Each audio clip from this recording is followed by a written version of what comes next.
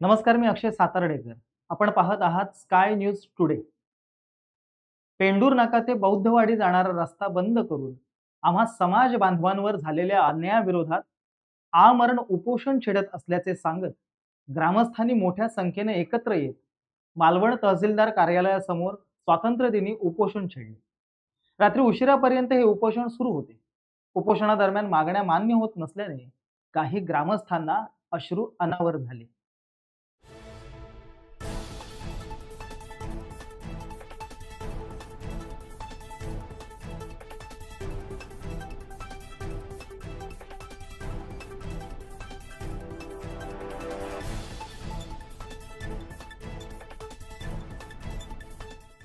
म्हणजे रस्त्याचं नाव आहे पेंडूर नाका ते हरिजनवाडीकडे जाणारा रस्ता, असं त्या रस्त्याचं नाव आहे.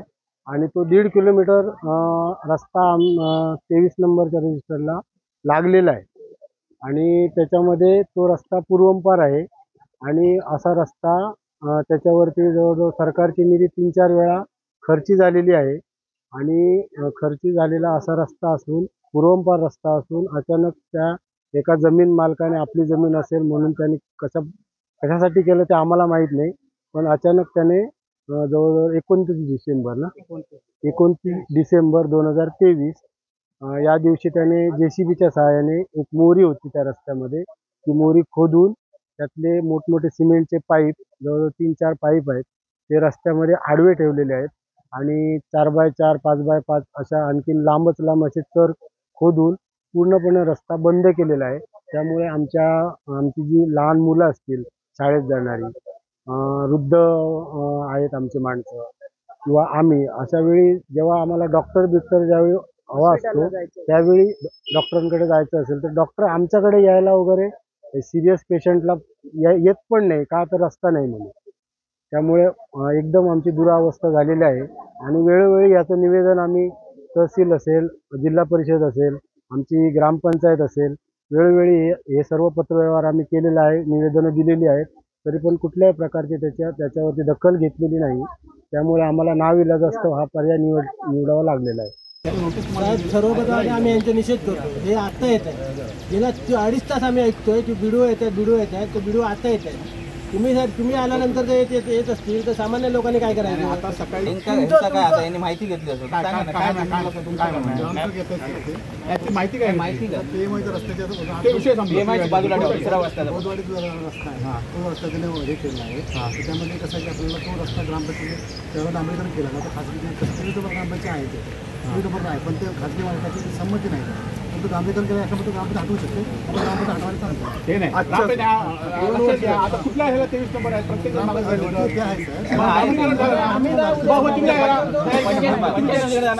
हे गेलेला आहे. आणि आता मॅडम रस्त्याचं काय बोलता येईल, आम्ही लावायची गोदाई करा, 2 गुन्हे दाखल आमच्या बौद्धवाडीचा रस्ता घरातला रस्ता खोदतो ना, आता आम्ही JCB लावू, पंचायत समिती आहे, हा रस्ता खोदतो, लागलेला आहे का बघा तुम्ही, काढा लिस्ट काढा, कोणाकोणाची संमती घेतलेली आहे. तुम्ही साहेब, तुम्ही मॅडम रस्ता पोलिसांच्या संरक्षणात घ्या, तोपर्यंत तुम्ही हलू नका.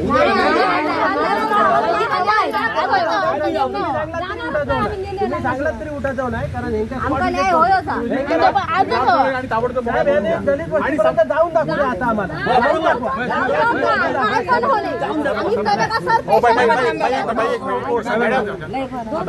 मॅडम निर्णय काय घ्यायचा सांगा, पोलीस पण इथे आहेत, निर्णय काय घेणार तुम्ही सांगा बघूया.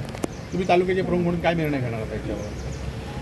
भाऊसाहेब तुम्ही सांगा, तुमचं काय ग्रामसेवक आल्यानंतर काय करणार? ग्रामसेवक येतो नाही, तुम्ही स्वतः तिथे जावा जाग्यावर, ग्रामसेवकाला घ्या, ग्रामसेवकाला ऑर्डर असेल काय विचारा. 24 नंबरला ग्रामपंचायत खर्च झाला, म्हणजे ग्रामपंचायत आहे, त्या माणसाला शोधून आणून दे, माझी परवानगी नाही होती, त्या माणसाला शोधून तू कशा शोधताय, परवानगी आहे की नाही, आणि ते हे करून द्या, मोकळं करून घ्या, 2 पोलीस त्यांना द्या. अच्छा, तोपर्यंत झाला नाही मोकळं. आणि एक म्हणा, जर घडवलं सुरळीत रस्ता 300 पण दाखल करा, तुम्ही हे लाड केला तुम्ही, त्याच्यामुळे लोक ग्रामसेवक तुम्ही दाखल करा, ग्रामसेवक दाखल आणि अॅट्रॉसिटी पण त्याच्यावर परत घ्या, अॅट्रॉसिटी करा. रस्त्याच्या नावाचा तूच म्हणतोय बौद्धवाडी आहे म्हणून, बौद्धवाडी हो, मग बौद्धवाडीचा रस्ता अडू शकतात, मग ते अॅट्रॉसिटी झाली पाहिजे, आहे ना नियम की नाही नियम. आणि अडवणूक न केलेल्या अधिकाऱ्यांनी कारवाई करू नये म्हणून ह्यांच्यावर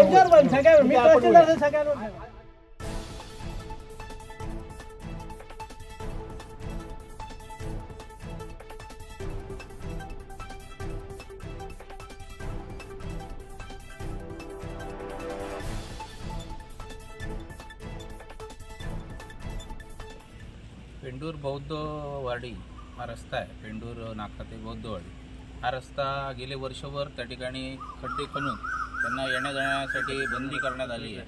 आणि हा रस्ता ग्रामपंचायतीला 23 नंबरला लागलेला आहे. त्या ठिकाणी 2011पासून त्या ठिकाणी त्या रस्त्यावर पैसे खर्ची घातलेले आहेत.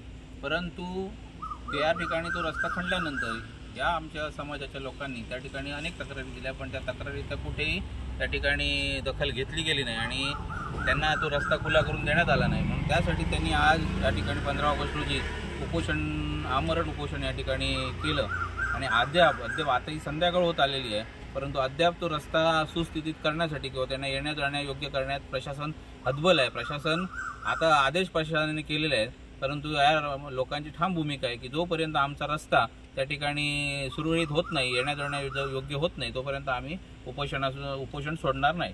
ह्या सर्वांना पत्रव्यवहार करून सुद्धा कुठल्याही गोष्टीचा त्यांची न विचार करता आत्तापर्यंत आमची वाडी तशीच वाईट पडलेली आहे.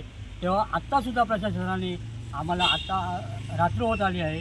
ह्या रात्र होण्याचं कारण की प्रशासनाने अजूनही आमच्याबद्दल काही प्रत्युत्तर आमच्या प्रशासनाने दिलेलं नाही. म्हणून आम्ही आमरण उपोषण रात्र असू दे काही असू दे ह्याच्या पुढे आमरण उपोषण करणार जोपर्यंत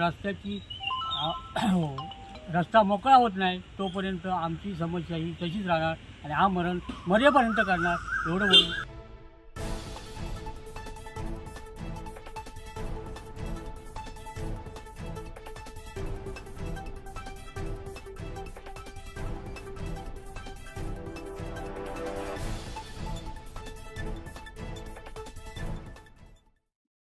Zubair Khan, sky news today Malvan.